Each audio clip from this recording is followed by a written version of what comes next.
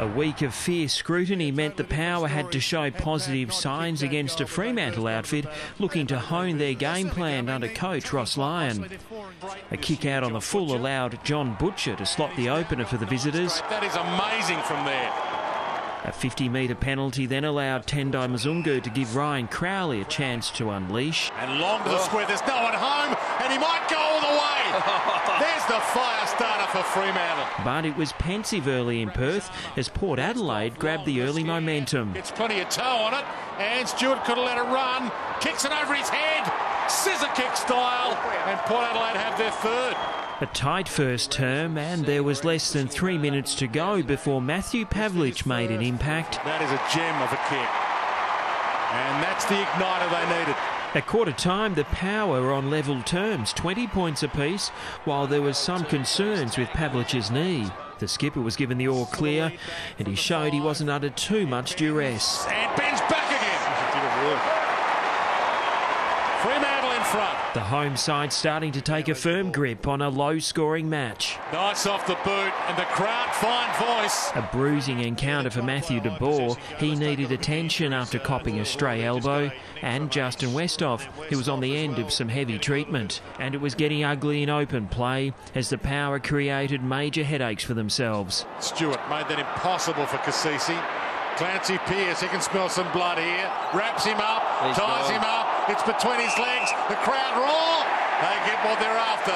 Clancy Pearce made no mistake. The biggest lead of the game to either team.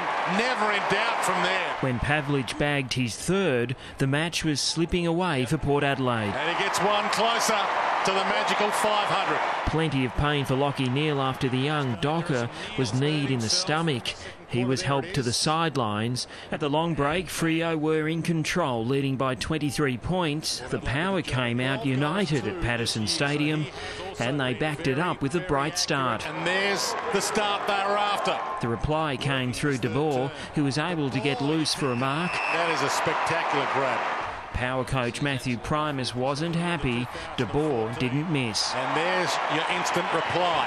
But the Dockers couldn't put the visitors away, and by the final break, the Power stayed within striking distance, trailing by 22 points. And Port Adelaide are up off the canvas. Their hopes fading when Aaron Sandilands loomed large in attack. Drives it through the middle with confidence. And Port Adelaide again at breaking strain. Chris Mayne put the game out of reach with his second for the day. Big kick this, and he punches the air the moment it met his boot. He still hasn't missed for the year. The Power crashing to their sixth straight loss as Mayne added to his tally. 13 straight to start the year. The skipper capped the game with a milestone kick, giving home fans the perfect final act. The Purple Heart.